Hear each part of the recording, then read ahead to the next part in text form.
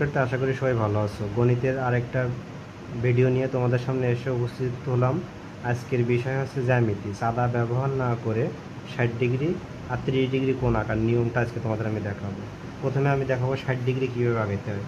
প্রথমে আমি যে কোনো একটা রেখা নেব, যে কোনো মাপের একটা রেখা নেব। আর যদি প্রশ্নে উল্লেখ করা থাকে যে কত সেন্টিমিটার নিতে হবে, তখন আমাদেরকে সেন্টিমিটারে মেপে নিতে হবে।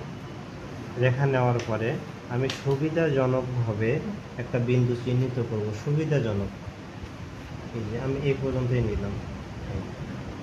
এখানে নেওয়ার পর এখানেও কাটবো, এখানেও কাটবো, ঠিক একই বিন্দু বৃত্তচাপ আঁকাই দেবো, এখানেও বৃত্তচাপ আঁকাই দেবো। এবার জাস্ট এটা আমি যোগ করে দেব।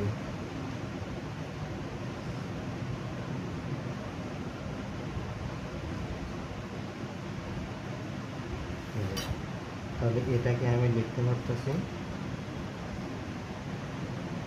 এটা হচ্ছে আমার 60 ডিগ্রি কোণ হয়ে গেছে।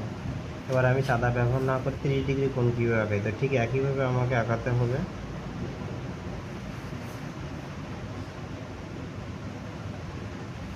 আমি এখানে একটা বিন্দু চিহ্নিত করব প্রথম।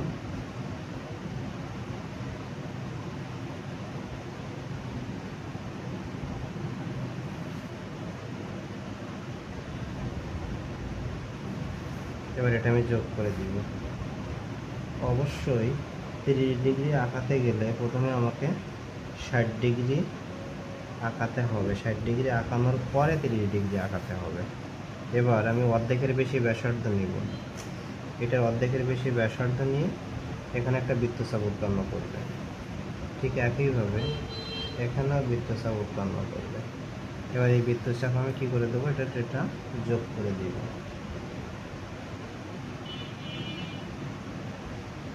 এটাকে বলা হবে আমার 30 ডিগ্রি। এই টোটালটা 60 ডিগ্রি, আর শুধু এটুকুই বলা হবে আমার 30 ডিগ্রি। তো ভিডিওটা যদি ভালো লাগে তাহলে অবশ্যই আমাদের চ্যানেলটিকে সাবস্ক্রাইব করবে। সবাই ভালো থেকো, সুস্থ থেকো।